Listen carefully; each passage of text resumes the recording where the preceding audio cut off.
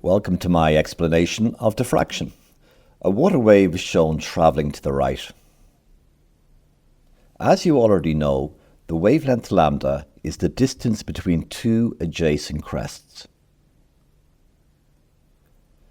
You are looking at this wave side on. Say you are in a helicopter looking straight down at the wave. Represent the crest, which is the high point of the wave, by a continuous straight line. Represent the trough, which is the low point of the wave, by a broken straight line. From this point of view, the wavelength lambda is the distance between two continuous straight lines. Now put an obstacle or barrier in front of the waves. Any waves behind the barrier get blocked.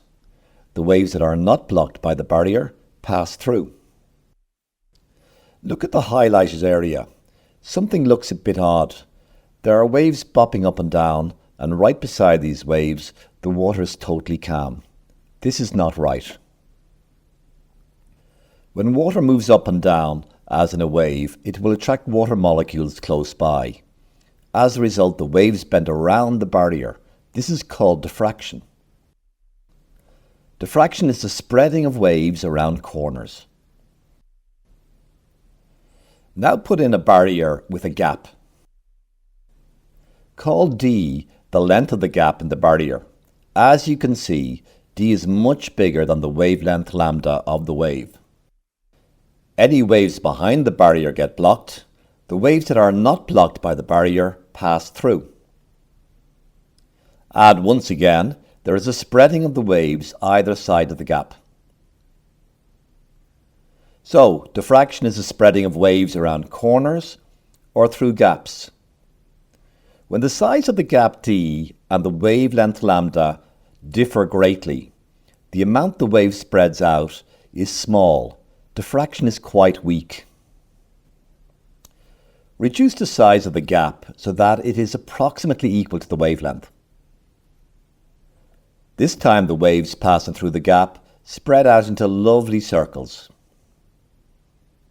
So good diffraction occurs when D is approximately equal to lambda, and you get poor or no diffraction when D and lambda are very different in size.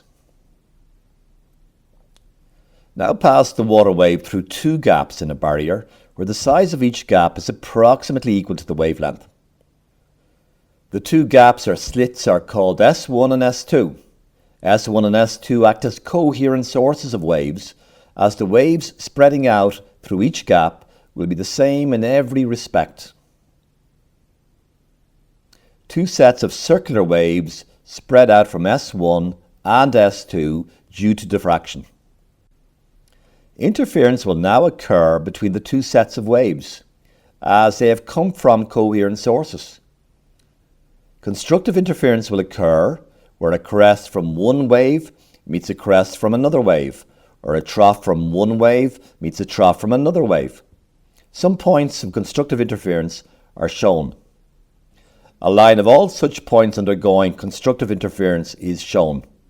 Waves with a large amplitude are produced along this line. Destructive interference will occur where a crest from one wave meets a trough from another wave.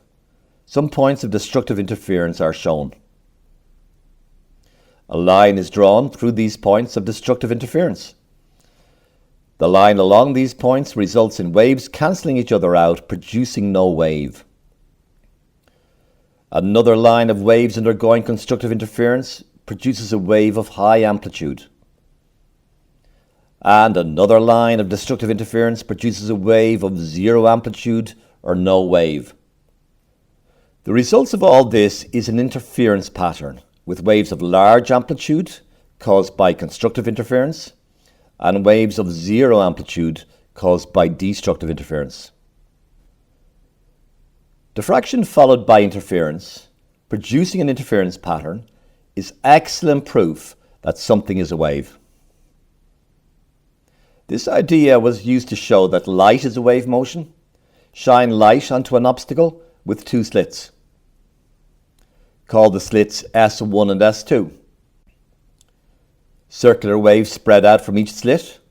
The two sets of waves are obviously the same in every respect, so S1 and S2 are coherent sources. Put a screen to the right of these waves. An interference pattern is formed on the screen, resulting in bright and dark images.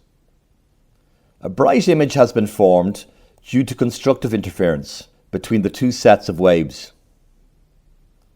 A dark image has been formed due to destructive interference between the two sets of waves.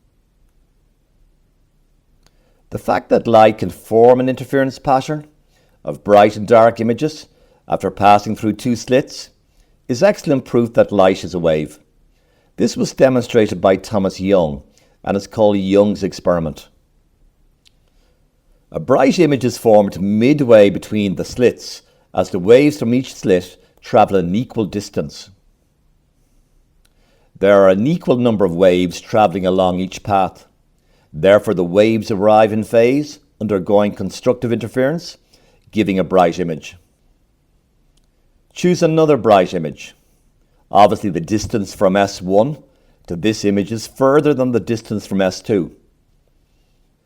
The longer path from S1 has exactly two more full waves. Therefore, a bright image is formed as the distance travelled by waves from each slit differ by a whole number of wavelengths, meaning they arrive in phase, once again undergoing constructive interference. You will use this important idea later when you prove the diffraction formula.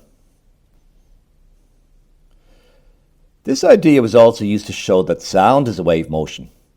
Connect two loudspeakers to a signal generator. The generator is turned on, sending out sound waves from each loudspeaker at a frequency of, say, 2000 Hz. The loudspeakers S1 and S2 are coherent sources. The waves interfere, producing an interference pattern of loud and quiet sounds. This can be shown by a person walking along the line to the right of the loudspeakers.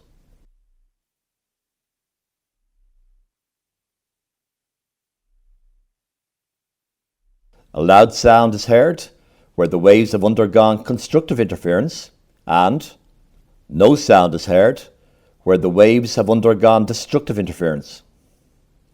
The fact that sound can form an interference pattern of loud and quiet sounds after spreading out from two loudspeakers is excellent proof that sound is a wave. This experiment will be demonstrated in a later lesson on sound. That is the end of the lesson. Hopefully, you now understand one of the most important principles in physics.